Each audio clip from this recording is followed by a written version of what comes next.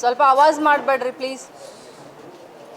ಮೊದಲನೇದಾಗಿ ಇವತ್ತು ನಮ್ಮ ಗೃಹ ಕಚೇರಿಯಲ್ಲಿ ಕರೆದಂಥ ಪತ್ರಿಕಾಗೋಷ್ಠಿಗೆ ಬಂದಂಥ ಎಲ್ಲ ನನ್ನ ಸಹೋದರರಿಗೆ ಸ್ವಾಗತವನ್ನು ಮಾಡ್ತಾ, ಅಂತಾರಾಷ್ಟ್ರೀಯ ಮಹಿಳಾ ದಿನಾಚರಣೆ ಅಂಗವಾಗಿ ಸಾಮೂಹಿಕ ಸೀಮಂತ ಕಾರ್ಯಕ್ರಮವನ್ನು ನಾಳೆ ಬೆಳಗ್ಗೆ CP-ED ಮೈದಾನದಲ್ಲಿ 10:30 ಗಂಟೆಗೆ ಸುಮಾರು 3,000 ಬಸುರಿ ಹೆಣ್ಮಕ್ಕಳಿಗೆ, ಬೆಳಗಾವಿ ಗ್ರಾಮೀಣ ಕ್ಷೇತ್ರದ 3,000 ಬಸುರಿ ಹೆಣ್ಮಕ್ಕಳಿಗೆ ಸಾಮೂಹಿಕವಾಗಿ ಸೀಮಂತ ಕಾರ್ಯಕ್ರಮವನ್ನು ನಾವು ಏರ್ಪಾಡು ಮಾಡಿದ್ದೀವಿ. ಇದು ಸರ್ಕಾರಿ ಕಾರ್ಯಕ್ರಮ. ಇದರ ಜೊತೆಗೆ ವಿಶ್ವ ಹಿರಿಯ ನಾಗರಿಕರ ದಿನಾಚರಣೆ ಅಂಗವಾಗಿ ಅನೇಕ ವಿಶ್ವ ಹಿರಿಯ ನಾಗರಿಕರ ದಿನಾಚರಣೆಯ ಅಂಗವಾಗಿ ಏರ್ಪಡಿಸಿದಂಥ ಅನೇಕ ಆಟಗಳಿರಬಹುದು, ಅನೇಕ ಕಾಂಪಿಟೇಷನ್ನಲ್ಲಿ ಗೆದ್ದಂಥ ಎಲ್ಲ ಹಿರಿಯ ನಾಗರಿಕರಿಗೆ ಸತ್ಕರಿಸುವಂಥ ಒಂದು ಕಾರ್ಯಕ್ರಮ. ಜೊತೆಯಲ್ಲಿ ವಿಶ್ವ ಅಂಗವಿಕಲರ ದಿನಾಚರಣೆಯ ಅಂಗವಾಗಿ ಸುಮಾರು 100 ಜನ ವಿಕಲಚೇತನರಿಗೆ ತ್ರಿಚಕ್ರ ವಾಹನವನ್ನು ಕೊಡೋದಾಗಲಿ, ಅಥವಾ ಅಂಧ ಮಕ್ಕಳಿಗೆ ಬ್ರೇಲ್ ಲ್ಯಾಪ್ಟಾಪ್ ಕೊಡೋದಾಗಲಿ, ಅನೇಕ ಇಂಥ ಒಂದು ಉತ್ತಮವಾದಂಥ ಒಳ್ಳೆಯ ಕಾರ್ಯಕ್ರಮವನ್ನು ನಾಳೆ CP-ED ಮೈದಾನದಲ್ಲಿ ಹಮ್ಮಿಕೊಂಡಿದ್ದೀವಿ. ಅದರಲ್ಲೂ ರಾಜ್ಯದಲ್ಲಿನೇ ಪ್ರಥಮ ಬಾರಿಗೆ 3,000 ಸಾಮೂಹಿಕ ಸೀಮಂತ ಕಾರ್ಯಕ್ರಮವನ್ನು ನೂತನವಾಗಿ, ಯಾಕಂತಂದರೆ ನಮಗೆ ಹುಟ್ಟುವಂಥ ಮಕ್ಕಳು, ನಮ್ಮ ಇಲಾಖೆಯ ಮುಖ್ಯ ಉದ್ದೇಶ ಏನು ಅಂತಂದರೆ 3 ತಿಂಗಳು ಗರ್ಭಿಣಿಯಿಂದ ಹಿಡ್ಕೊಂಡು 100 ವರ್ಷದ ಮನುಷ್ಯನ ಬದುಕನ್ನು ಕಟ್ಟಲಿಕ್ಕೆ ನಮ್ಮ ಇಲಾಖೆ ಕೆಲಸವನ್ನು ಮಾಡುತ್ತೆ, ಸೇವೆಯನ್ನು ಮಾಡುತ್ತೆ.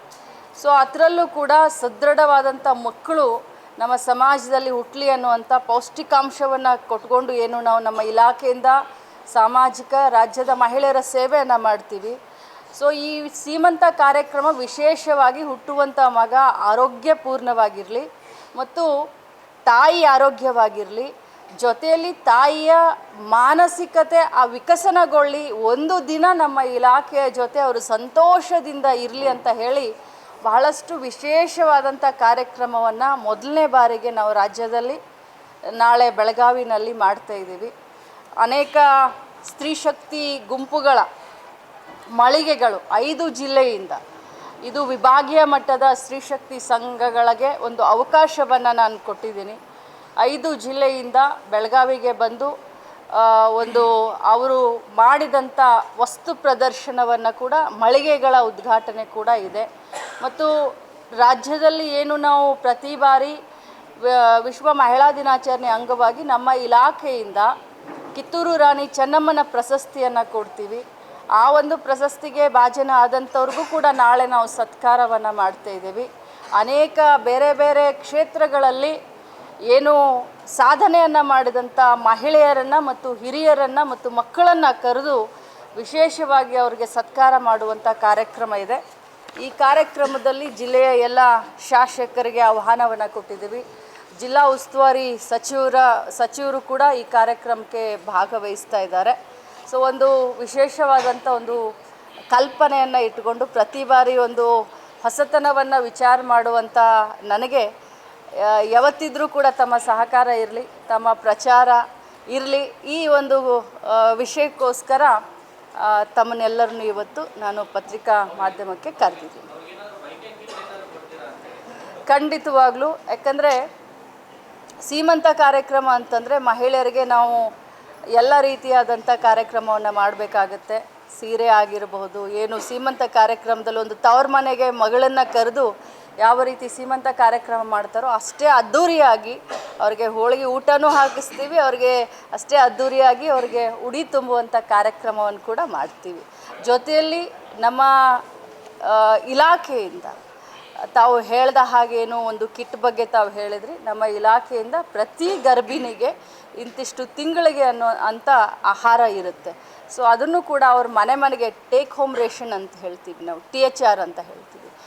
ಮೊದಲು ಹೇಗಿತ್ತು ಅಂತಂದರೆ ಎಲ್ಲ ಅಂಗನವಾಡಿಗೆ ಬಂದು ಗರ್ಭಿಣಿಯರು ಊಟ ಮಾಡುವಂಥ ಕಾರ್ಯಕ್ರಮ ಇತ್ತು. ಕೆಲವರು ಬರ್ತಾಯಿದ್ರು ಅಂಗನವಾಡಿಗೆ, ಕೆಲವರು ಎಲ್ಲಿ ಬಿಡಪ್ಪ ಮಧ್ಯಾಹ್ನ ಊಟಕ್ಕೆ ನಾವು ಅಲ್ಲಿವರೆಗೆ ಹೋಗೋಣ ಅಂತ ಕೆಲವರು ಬರ್ತಾ ಇರಲಿಲ್ಲ. ಸೊ ನಾನು ಮಂತ್ರಿ ಆದಮೇಲೆ ಅದು ಬೇಡವೇ ಬೇಡ, ಅವ್ರಿಗೆ ಪೌಷ್ಟಿಕ ಅಂಶ ಅವ್ರಿಗೆ ಇರಲಿ ಅಂತ ಹೇಳಿ ಅವ್ರ ಮನೆಗೇ ರೇಷನ್ ಕೊಡುವಂಥ ವ್ಯವಸ್ಥೆಯನ್ನು ಮಾಡಿದೆ.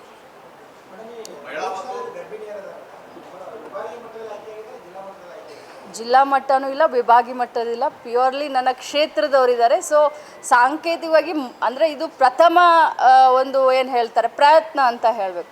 ಅದಕ್ಕೆ ನನ್ನ ಕ್ಷೇತ್ರದಿಂದನೇ ನಾನು ಮಹಿಳೆ ಇದ್ದು ನಾನು ಕೂಡ ಮಹಿಳಾ ಮಕ್ಕಳ ಇಲಾಖೆ ಸಚಿವೆಯಾಗಿ ಮೊದಲು ನನ್ನ ಕ್ಷೇತ್ರದಿಂದ ಶುರು ಮಾಡೋಣ ಅಂತ ಇವತ್ತು ನನ್ನ ಕ್ಷೇತ್ರದಲ್ಲಿದೆ.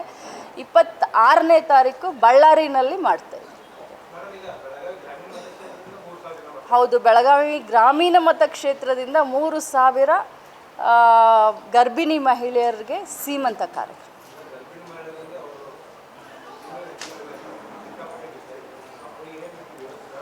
ಜರ್ಮನಿ ಟೆಂಟನ್ನು ಅದಕ್ಕೋಸ್ಕರ ಹಾಕ್ಸಿದ್ದೀನಿ. ಭಾಳ ಬಿಸಿಲಿರುತ್ತೆ ಅಂತ, ನೀರಿನ ವ್ಯವಸ್ಥೆ ಇದೆ. ಅವರಿಗೆ ಬರಬೇಕಾದ್ರೆ ನಮ್ಮ ಅಂಗನವಾಡಿ ಕಾರ್ಯಕರ್ತರಿಗೆ ಹೇಳಿದ್ದೀವಿ, ಗ್ಲುಕೋಸ್ ಪ್ಯಾಕೆಟ್ನ ಕೊಡಬೇಕು, ಬಿಸ್ಕೆಟನ್ನು ಕೊಡಬೇಕು, 1 ಲೀಟ್ರ್ ಬಿಸ್ಲರಿ ನೀರನ್ನು ಕೊಡಬೇಕು. ಎಲ್ಲ ಕಾರ್ಯಕ್ರಮ ಮುಗಿದ್ಮೇಲೆ ಅವ್ರಿಗೆ ಹೋಳಿಗೆ ಊಟ ಕೂಡ ಹಾಕಿಸಿ ಪ್ರೀತಿಯಿಂದ ಕರ್ಕೊಂಡು ಬರ್ತೀವಿ, ಪ್ರೀತಿಯಿಂದ ಬೆಳ್ಕೊಡ್ತೀವಿ. ಅವ್ರನ್ನ ಮನೆಯಿಂದ ಕರ್ಕೊಂಡು ಬಂದು ಮನೆಗೆ ಕಳಿಸೋವರೆಗೂ ಕೂಡ ನಮ್ಮ ಅಂಗನವಾಡಿ ಕಾರ್ಯಕರ್ತರು ಅವ್ರ ಜೊತೆಯಲ್ಲಿ.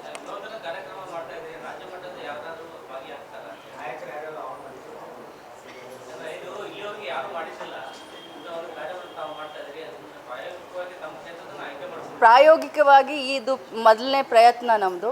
ನಾವೆಲ್ಲ ರಾಜ್ಯ ಮಟ್ಟದ ನಾಯಕರು, ನೀವೆಲ್ಲ ನಮ್ಮನ್ನು ರಾಜ್ಯ ಮಟ್ಟದ ನಾಯಕರನ್ನೇ ಮಾಡಿದ್ದೀರಾ.